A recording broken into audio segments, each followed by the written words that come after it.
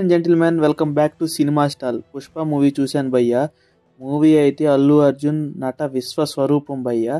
ఏమైనా ఉందా, నిజంగా ఒక యాక్టర్ అంటే క్లాసు లేదా మాసు ఉంటారు. ఇలా జాతర మాస్గా దిగజారి చేయాలంటే డేర్ ఉండాలి భయ్య. ఈ సినిమాలో మీరు ఖచ్చితంగా చూస్తారు.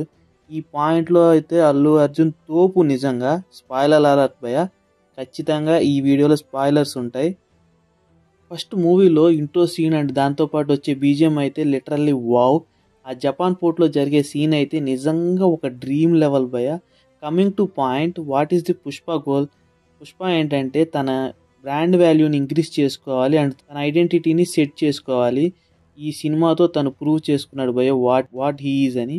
ఫస్ట్ హాఫ్ మొత్తం మాస్ రప్ప ఉంటుంది అండ్ సెకండ్ హాఫ్లో మాత్రం జాతర సీక్వెన్స్ అండ్ క్లైమాక్స్ సీను, ఇవి రెండు తప్ప మిగతా పోర్షన్ అంతా కొంచెం తగ్గింది భయ్య. ఎక్కడో పాయింట్ మిస్ అయినట్టు అనిపించింది. దాని స్టోరీ ఏంటంటే, పుష్ప ఆల్రెడీ సిండికేట్ ప్రెసిడెంట్ అయ్యాడు. తన దగ్గర పనిచేసే వాళ్ళు ఒకరి పెళ్లి ఉంటుంది 2 డేస్లో అనగా. షికావత్ అప్పుడే వాళ్ళని అరెస్ట్ చేస్తాడు. దెన్ పుష్ప తనను విడిపించడానికి పోలీస్ స్టేషన్కి వెళ్ళి అక్కడ ఉన్న పోలీసులందరికీ లైఫ్ టైం సెటిల్మెంట్ చేసి పెళ్లి కొడుకుని తీసుకొచ్చి పెళ్లి చేపిస్తాడు భయ్య. దెన్ పుష్పకి సీఎంతో ఒక మీటింగ్ అరేంజ్ చేస్తాడు ఎంపీ. సీఎంని కలుస్తున్నావు కదా, ఒక ఫోటో తీసుకో మనోళ్ళందరికీ చూపిస్తా అని శ్రీవల్లి అడుగుతుంది. దాంతో సీఎంతో ఫోటో దిగడానికి పుష్ప ట్రై చేస్తాడు. కానీ సీఎం మాత్రం పుష్పని అవమానించి తనకి ఫోటో ఇవ్వకుండా తన ఈగోని బాగా హర్ట్ చేస్తాడు.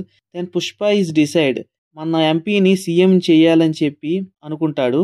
వెంటనే 2000 టన్నుల రెడ్ శాండిల్ని సప్లై చేయడానికి డీల్ మాట్లాడుకొని తన దగ్గర ఉన్న సిండికేట్ మెంబర్స్ అందరి దగ్గర నుంచి రెడ్ శాండిల్స్ తీసుకొని మన ఎంపీని సీఎంని చేసేస్తాడు.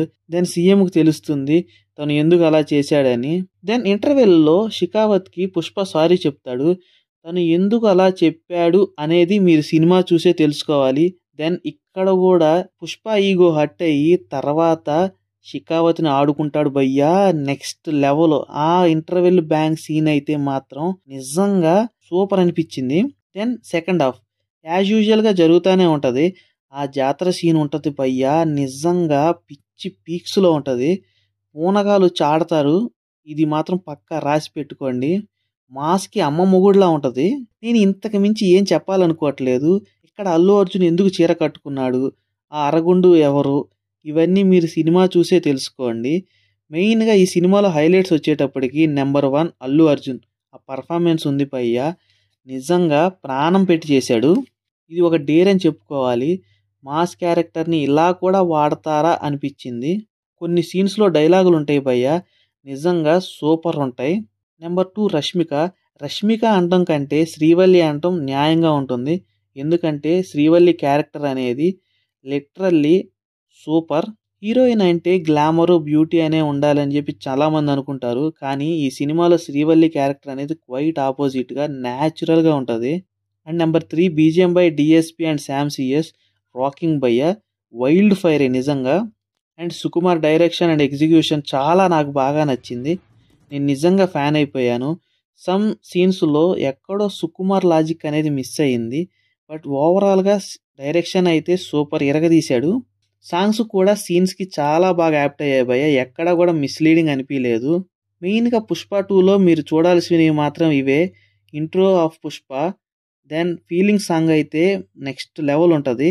అండ్ పోలీస్ స్టేషన్లో సీను, ఇంటర్వెల్లో అల్లు అర్జున్ అండ్ ఫహద్ ఫాజిల్ మధ్య పార్టీ సీను, క్లైమాక్స్, ఫైనల్లీ జాతర అనే సీన్ ఉంటుంది భయ్య. నిజంగా ఇది అల్టిమేట్.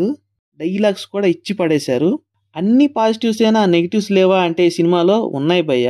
స్టోరీ విషయానికి వస్తే కొంచెం వీక్ అనిపించింది.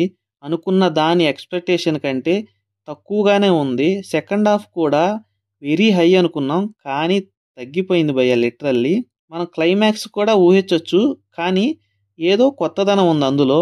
నిజంగా కొన్ని క్యారెక్టర్స్కి అయితే ఇంపార్టెన్స్ లేదు భయ్య. ఎగ్జాంపుల్కి మంగళం సీను, దాక్షాయిని, జాల్రెడ్డి కూడా ఒకే ఒక సీన్లో వస్తాడు.